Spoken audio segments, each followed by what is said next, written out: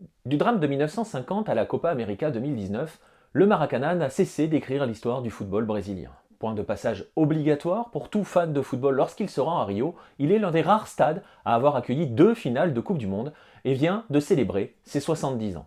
Bienvenue dans le 14e épisode de Temps additionnel.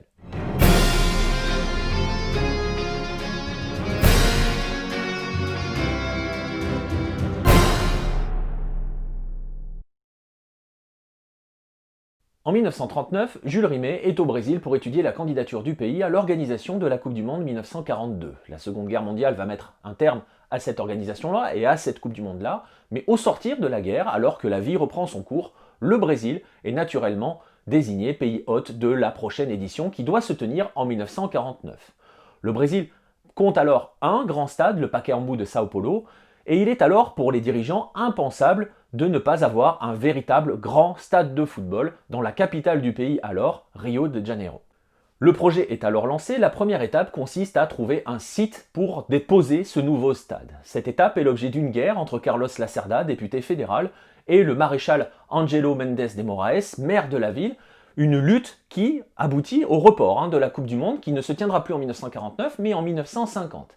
Il va falloir l'intervention d'un journaliste très célèbre à l'époque, Mario Filho, qui va lancer une véritable campagne pour la réalisation de ce stade et pour son emplacement, pour qu'enfin le projet puisse avancer.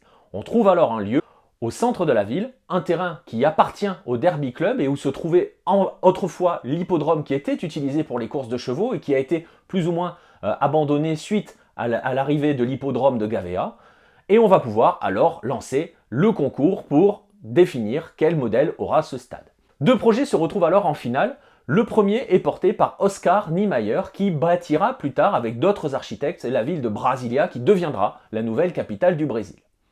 Son projet est assez original, il s'agit d'un stade asymétrique avec une grande majorité des supporters qui peuvent être à l'ombre du soleil et surtout un stade surplombé d'une immense arche. Ce projet ne sera pas retenu, mais cette arche, on la retrouvera plusieurs décennies plus tard dans le nouveau Wembley. Sans doute que ces architectes se sont alors inspirés de ce projet d'Oscar Niemeyer, Dieu seul le sait.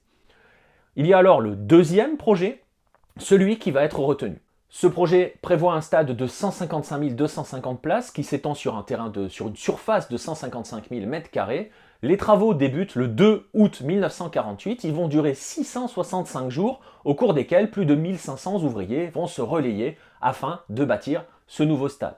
Comme pour l'Uruguay en 1930, l'Estadio Municipal, qui s'appelle ainsi à l'époque, n'est pas totalement achevé lorsque la Coupe du Monde débute. Pour tout dire, les travaux s'achèveront 15 ans plus tard. Mais ce qui est certain, c'est que les espérances sont au-delà des 155 000 places annoncées, et il est alors, à l'époque, le plus grand stade du monde. Et il est forcément la fierté du Brésil. Le stade est inauguré le 16 juin 1950 et le lendemain se déroule le premier match au Maracanã qui oppose une sélection carioca à une sélection paulista. Le premier buteur se nomme Didi, alors à Fluminense. Quelques années plus tard, l'Estadio Municipal sera renommé Estadio Jornalista Mario Filho suite au décès de celui qui a véritablement permis d'avancer et de finaliser ce projet de grand stade à Rio. L'histoire du Maracanã débute par un drame, celui de la Coupe du Monde 1950, quand, en finale, devant plus de 199 000 spectateurs, record absolu du Maracanã, encore aujourd'hui, qui ne sera jamais battu, donc lorsque dans cette finale, l'Uruguay s'impose face au Brésil. Ce match marque un tournant dans l'histoire du football brésilien, il y aura forcément un avant et un après, il est le grand drame de l'époque.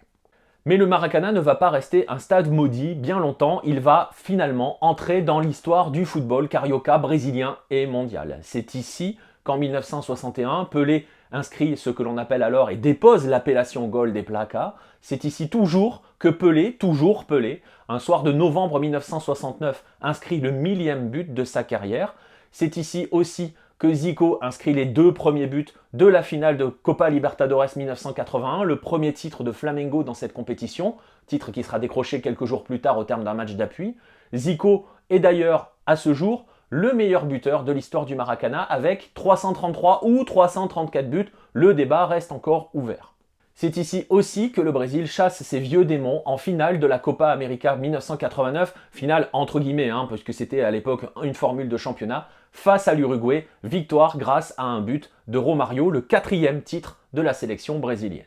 Le Maracanã va aussi connaître quelques drames, et notamment en 1992 lors du Brasileirão et d'un match qui oppose Flamengo et Botafogo lorsqu'une partie d'une tribune s'effondre et que des spectateurs vont tomber. On aura 4 morts et plus de 93 blessés. C'est la plus grande tragédie du Maracanã et c'est aussi celle qui va débuter une grande campagne de rénovation et de refonte totale du stade. Il y aura plusieurs travaux au cours des 2 décennies plus tard, notamment à l'arrivée des années 2000, après les années 2000, avec de grandes restructurations du Maracanã. La plus grande est la disparition de la Gérald, le secteur populaire, celui qui était le plus folklorique, et qui entraîne aussi, avec toutes ces restructurations, une réduction de la capacité du Maracanã. La dernière vague de grands travaux a lieu dans l'objectif de l'organisation de la Coupe du Monde de 2014.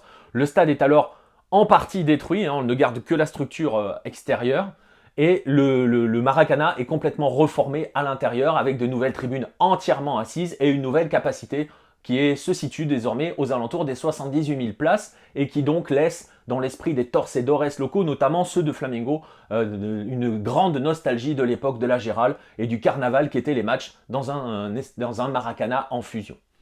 Quoi qu'il en soit, il continue de marquer l'histoire du football brésilien, 13 ans après avoir été l'hôte de la première Coupe du Monde des clubs, nouvelle formule, lors d'une finale remportée par le Corinthians de Dida face au Vasco du duo Romario-Edmundo, le Brésil écrase l'Espagne en finale de la Coupe des Confédérations, Espagne qui est alors championne du monde en titre et championne d'Europe en titre. L'année suivante, malheureusement, le Brésil ne jouera pas la finale de la Coupe du Monde qu'il organise et qui est organisée dans ce Maracanã, qui se tient dans ce Maracanã, puisque le Brésil, entre-temps, s'est trouvé un nouveau lieu maudit, le Mineirão de Belo Horizonte. Il n'empêche qu'il va continuer de marquer des moments importants dans l'histoire de la Seleção en 2016, quand Neymar et sa bande va décrocher la première médaille d'or olympique de l'histoire de la Seleção, le dernier titre qui manquait au football brésilien. Ce sera également donc au Maracanã. Qu'importe alors qu'il tombe un petit peu dans l'oubli, qu'il frôle l'abandon, on se souvient tous des images dramatiques post-Jeux Olympiques. En 2019, il continue de marquer les esprits. Le Brésil décroche 30 ans après une nouvelle Copa América, 30 ans après celle du Maracanã de 89, une nouvelle Copa América dans ce Maracanã. Elle va être suivie surtout par une année extraordinaire pour l'un des clubs résidents, le Flamengo, qui réalise le triplé championnat carioca, Brasileirão et Copa Libertadores. Un Flamengo qui est alors emmené par Gabigol, aujourd'hui meilleur buteur du nouveau Maracanã, celui qui a été réinauguré en 2013. En 70 ans d'existence, le Maracanã n'a cessé d'écrire l'histoire du football mondial. De Garrincha à Pelé, de Maradona à Messi, tous les plus grands joueurs de la planète ont un jour foulé sa pelouse. Entre joies et drames, et qu'importe s'il a perdu l'âme originelle qui faisait sa folie et qui fait son mythe, il reste l'un des stades incontournables de tout amateur de ballon rond, celui qui a fait rêver des générations.